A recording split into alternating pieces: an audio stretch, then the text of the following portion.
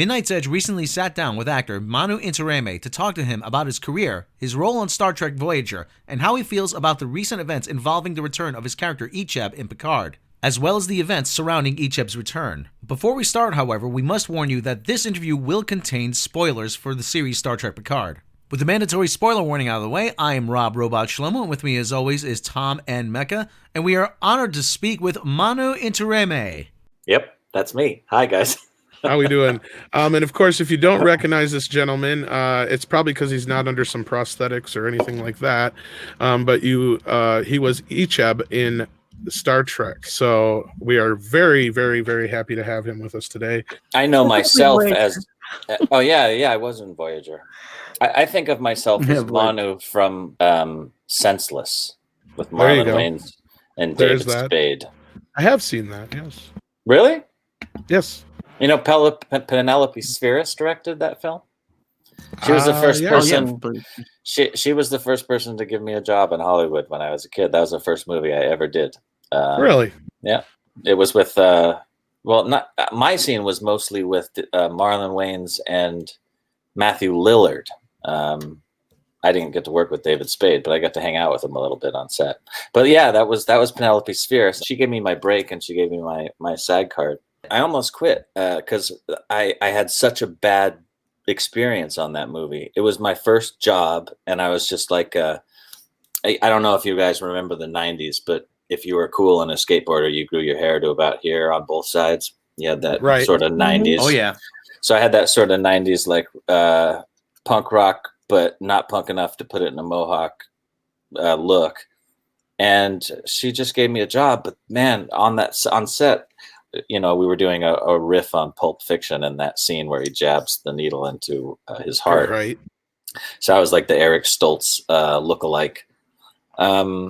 And I probably took 35 takes or something. I couldn't get the needle in the right place. I kept knocking it. I kept dropping it or getting it in my face during my line. And I remember Penelope coming on set going, "What is wrong with this actor? Why did I hire this kid?" You know, like, saying to herself, but I could hear it, but then she'd come on set and she'd go, "You just have to do this. It's just all you have to do. Put the needle here, hold it here." And Marlon would be like, "Oh, it's good." You know, I thought, I can't do this. Like, I should probably just quit and drive home. But then my next job was on a lovely little show that everybody loved called Pacific Blue. Do you guys remember Pacific Blue? The cops on bicycles in Venice Beach. And that went lovely. And I played a cigar selling roller skating bad boy. Not roller skating. Blade. What were they called? Rollerblades. And so then I kept acting, and then suddenly, you know, Star Trek came along like a year later. And it's all been smooth sailing from then on out. So take us into how you got involved with Star Trek then. What brought you to that world? This all kind of goes together. So Penelope Spheris, who cast me in Senseless, her casting director was a guy named Ron Surma. And Ron Surma happened to cast Voyager. So Ron, about 3 years later, this was about 2.5, 3 years later after Senseless, had gotten word back that that actor they gave that little part to in Senseless had really choked on set. And my agent and him were getting their nails done together at a place in West Hollywood. And Ron told him, "Hey, we're looking for this new part of this kid Borg in Star Trek." And so my agent started pitching me, and Ron remembered my hard to forget, hard to remember name, Manu Intiraymi, and went, "Wait a second, I think I've hired that person before, didn't?" No way, I'm not seeing that kid. And my agent went to bat for me and got so angry at Ron Surma that he was like actually like making movements with his hands and kicking his legs and like, "You have to see this kid. He's gotten much better. He's learned how to act, and he's not shy in front of the camera, blah, blah, blah."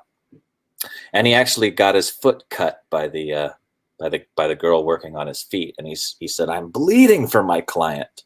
I'm bleeding for him. You have to see him again." So Ron was kind enough then to audition me. And then I tested for the director, and then I tested for Brannon Braga, the lovely Brannon Braga, and Rick Berman and the Suits. And after 4 times of going back, finally got the role. So like the worst day in Hollywood turned into the best thing that ever happened to me in my life. And that's sort of a Hollywood thing, man. It kind of happens quite a bit. Sometimes you think you got the worst news in the world, and it's the best news in the world. That horrible day led to a character that I have tons of pride and tons of heart still for. The great writing that they did for Icheb. When I first, started playing him, I thought, oh, he's just going to be like this bratty kid that they see every now and again that doesn't want to play Catal or checkers or whatever. But then suddenly, the guys that were writing at the time, Michael Piller and all those writers were amazing on Voyager, and they wrote such a fantastic character, and it was a pleasure to play him and affect.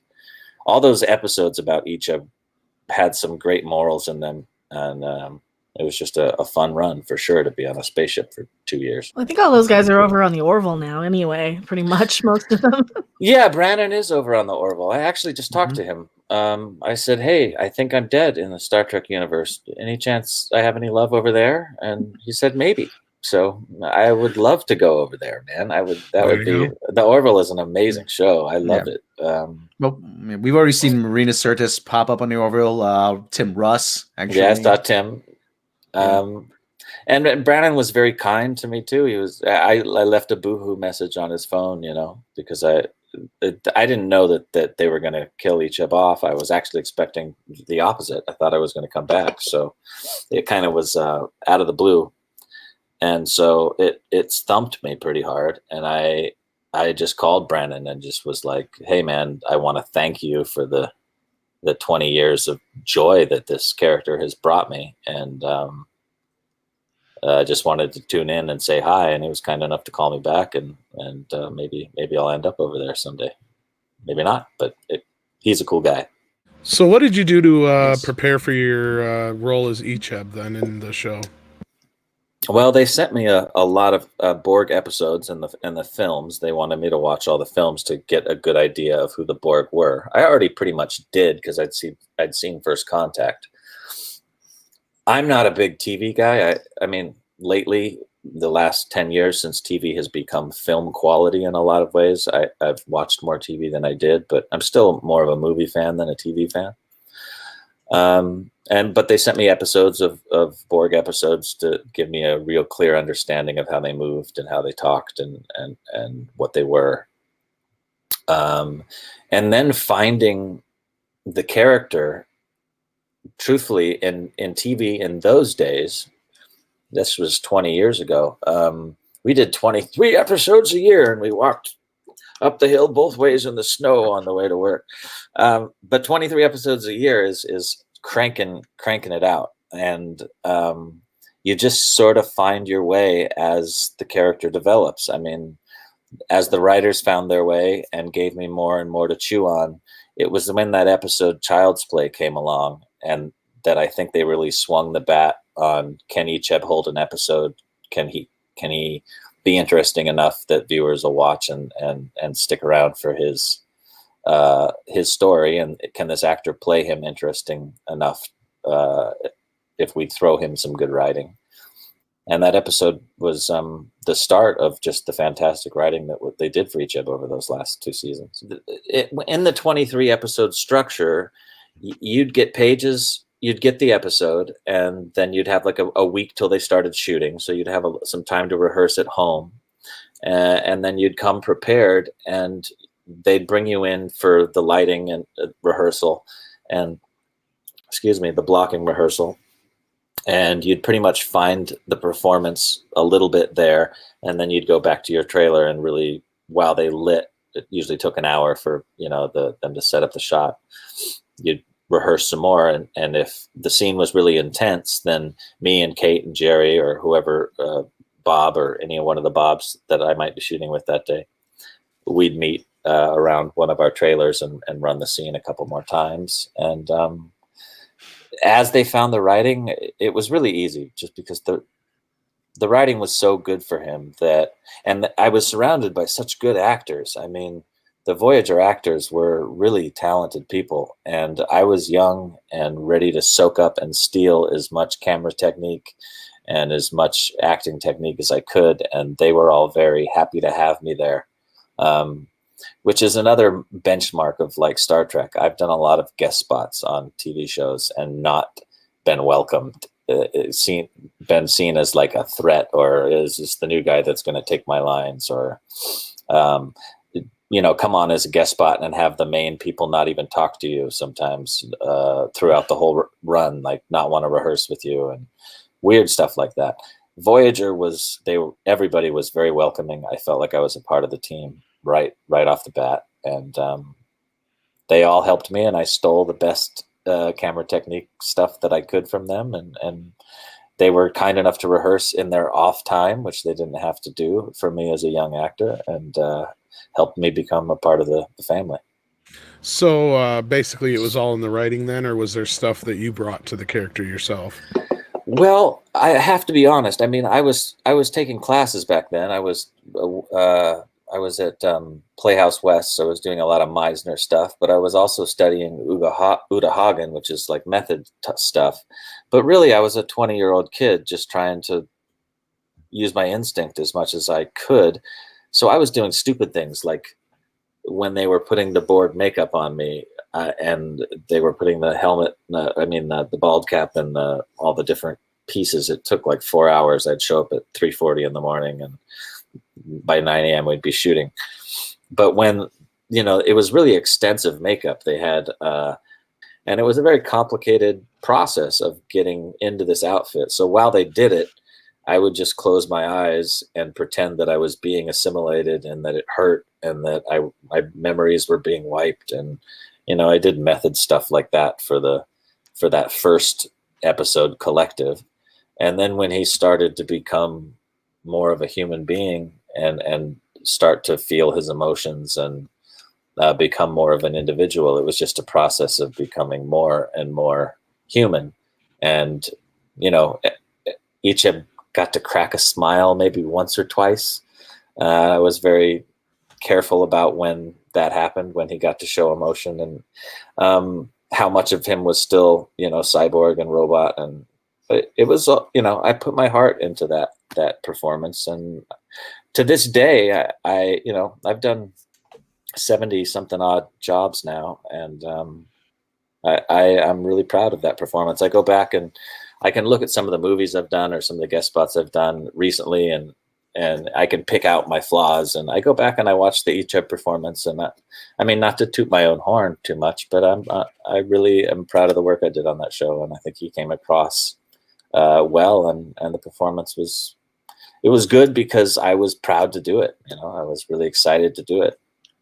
So it definitely starts with the writing, Tom, because I remember when they gave me the episode Imperfection, when I give 709 my cortical node. And I called my mother when I read that episode, crying, because as an actor, you want to affect people. You want to do change that makes people feel empathy and feel connected to each other. And that episode was about sacrificing for your friends, your family, doing the right thing, risking your life even when it comes to loyalty for somebody you love. And I was like, Mom, I did it. I did it. I think I'm going to affect people. I remember like just bawling on the phone with my mother. So I put my heart into that performance. And then the coolest thing was, a lot of times in TV, you don't get to see your wake. You don't get to see, like, if you do a play, you can hear the applause. You can see the tears in the audience. But 2 years later, I was in Germany at my very first convention, and I think I was 22. And they just sent me out on the stage in front of 5,000 people in Germany and said, talk for an hour. And I was like, okay. But this person stood up and he was German, and he had an interpreter with him. And he was telling me the story in tears about how that episode got him through a kidney transplant.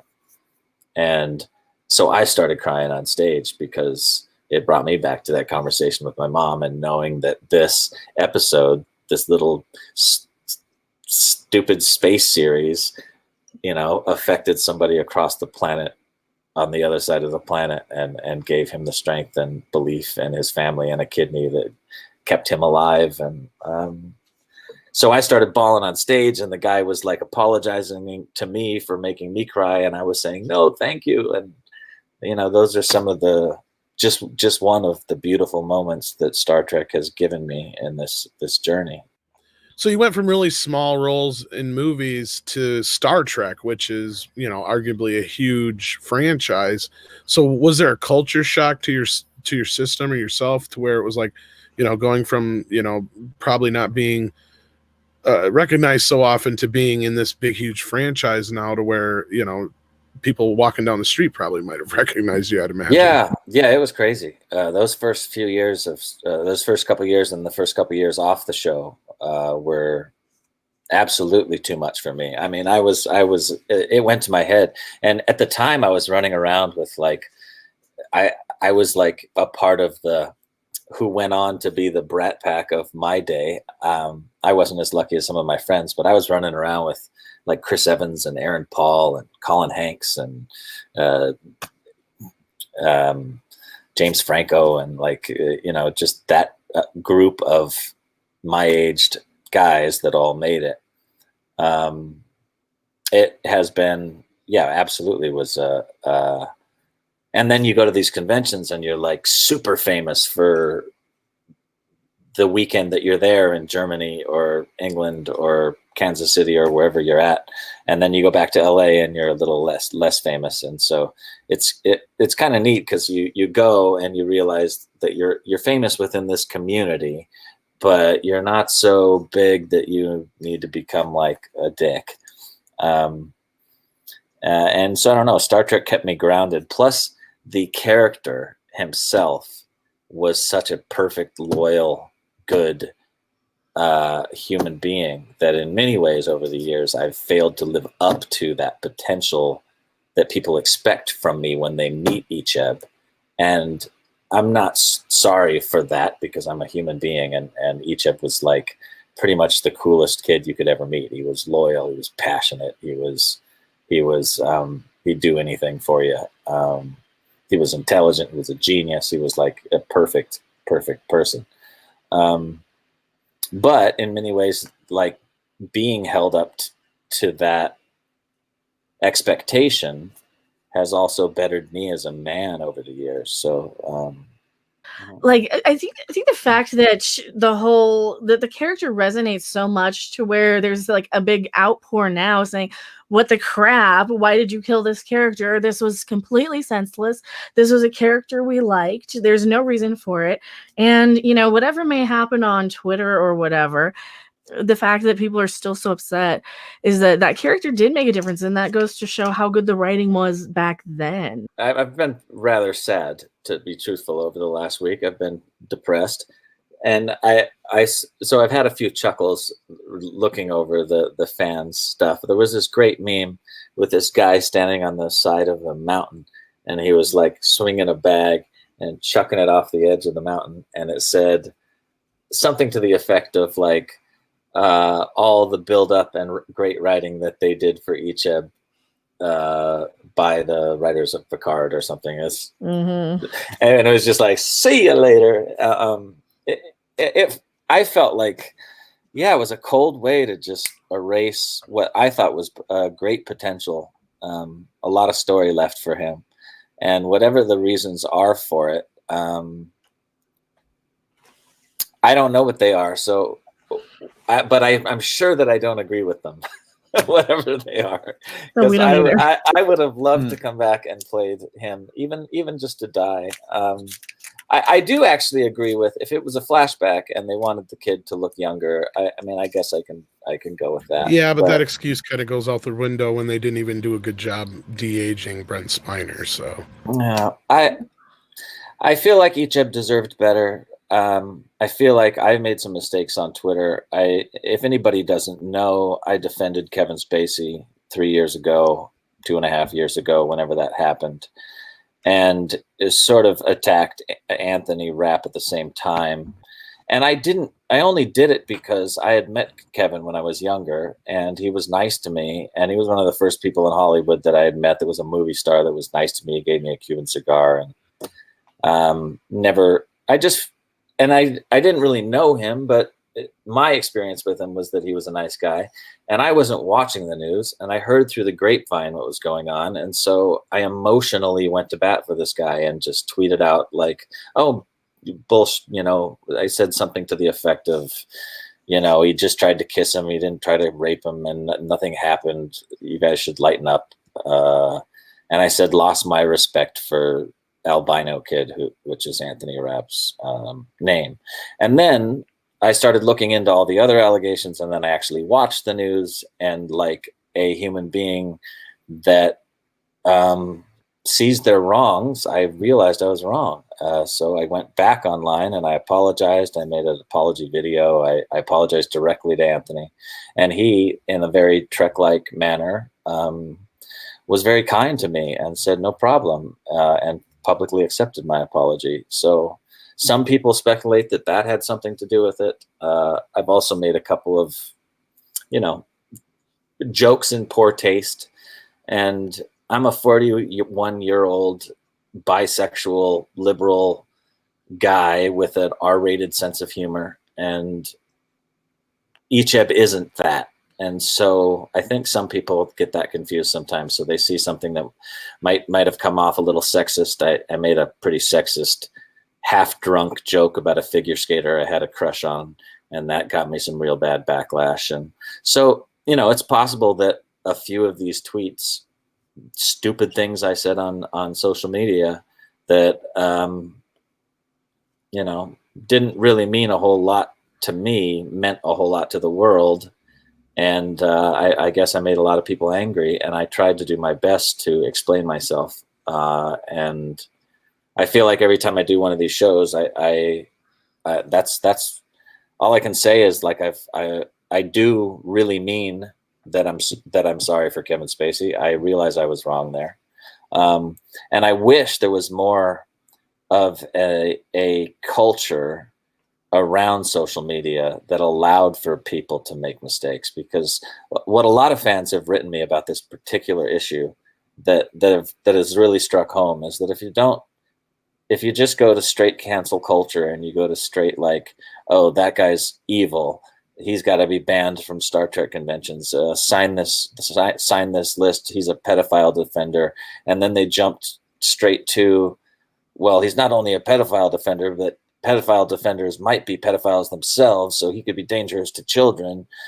Ban him from all Star Trek conventions. I feel like I'm rambling again, but I feel like it was overkill, and I just sincerely hope that the death of Icheb didn't have anything to do with the stupid things I've said on Twitter over the years, because that would be stupid in and of itself. Right. So because I think there was a chance there for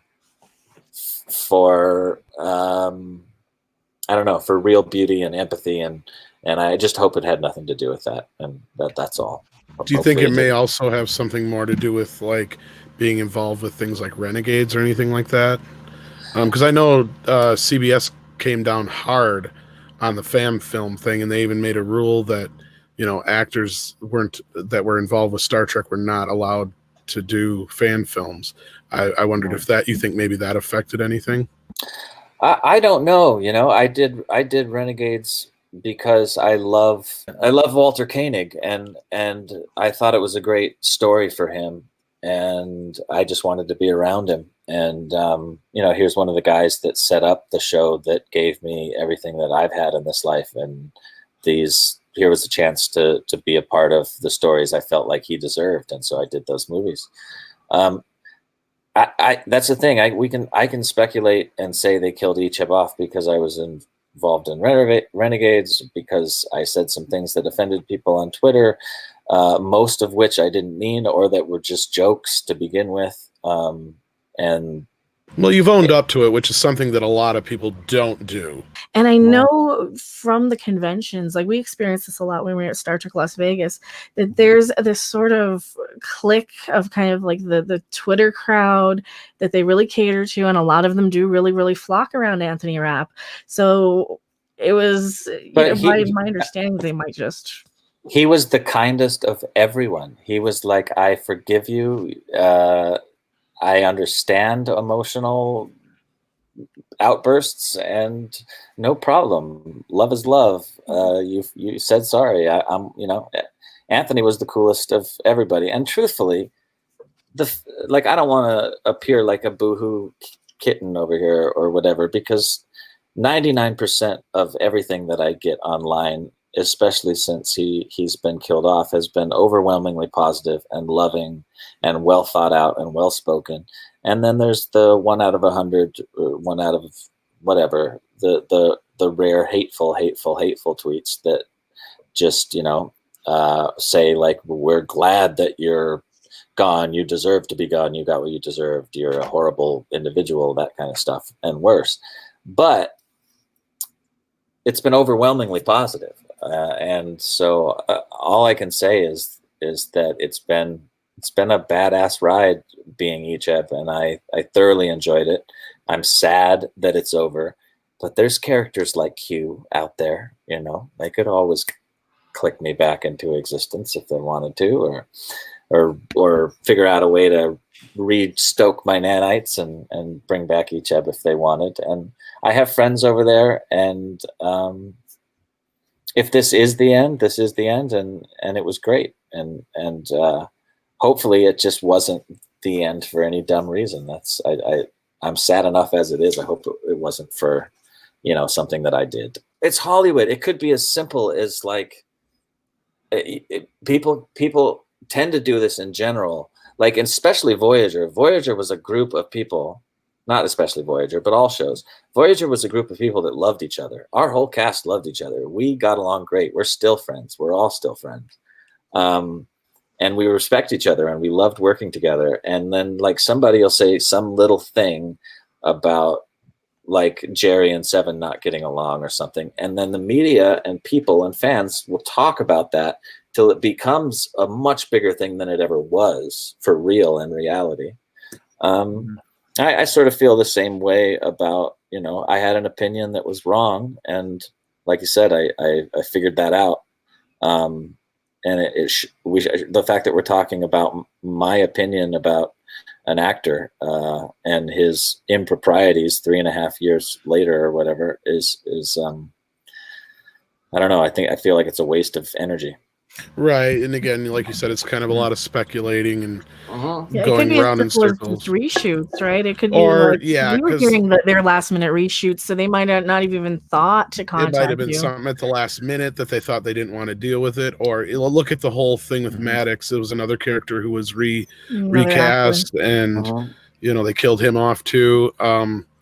So it could just be that, like, they just didn't want to deal with the logistics of it all, and it's so much easier just to get Frank to come over here and put that on and die.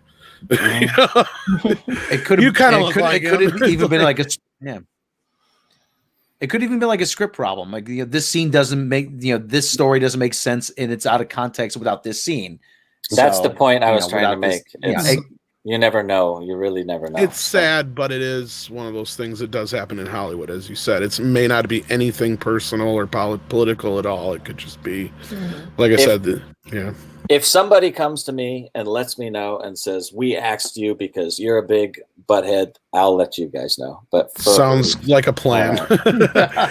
But you've been a little busy since then. You've done a lot of work since then.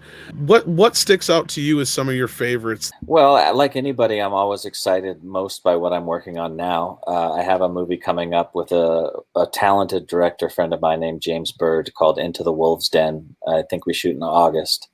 And it's about some ugly stuff that went down on the Cheyenne Indian reservation.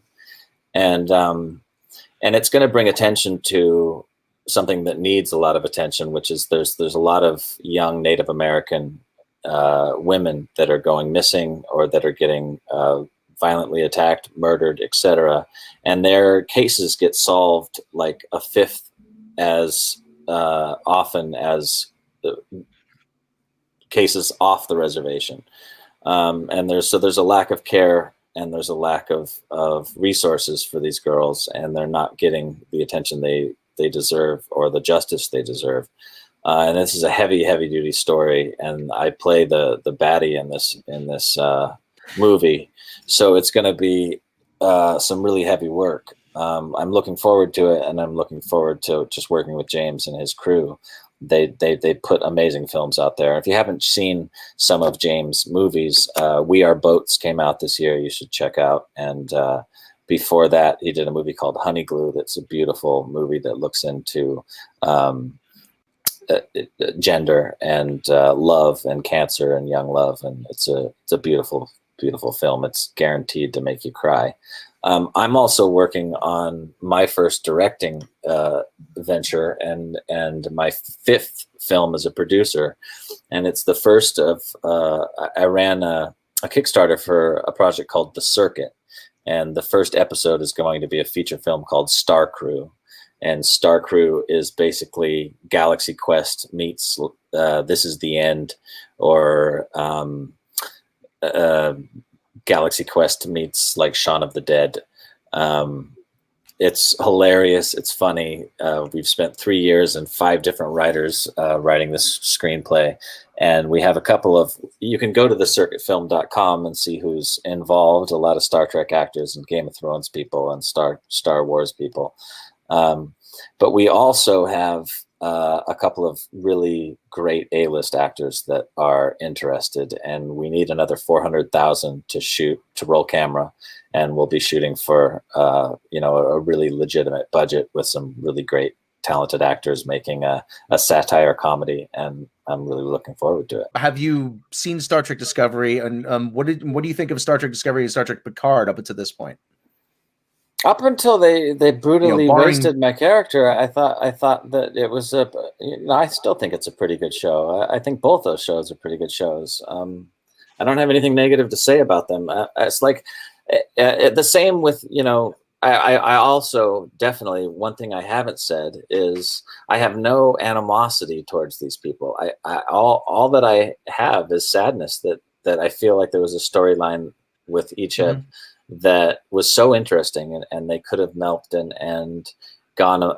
I seeing Icheb and Hugh together would have been a really neat thing. The fact that he was bred to kill Borg, and he had this virus in his bloodstream that he probably had been, looking into and trying to figure out how it worked over all these years, considering he was like a boy genius.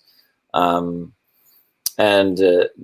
Kirsten Beyer, who wrote all the wonderful books, who's over there now, wrote Icheb beautifully in her books. And I don't know, I felt like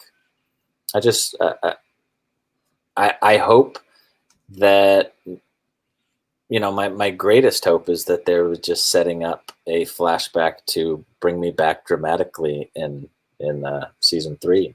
But, I think the shows I know what it's like to make movies. It's really, really hard, and they're doing a really good job of the television that they're creating for their new channel. And I know it's easy for fans to nitpick, but for me, after making 4 films and producing movies, if you get even one scene right, I'm like, wow. It's really hard to do. It's not making a television show or a feature film. I always equate it to putting think if you went back and you got the best 35 painters in history and you gave them one canvas and you said, make something that withstands the test of time.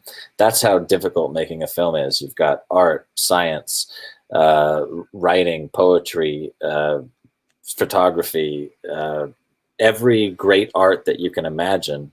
You've got all those artists in one place, and you have to get them all on one page and get this product out there to a deadline.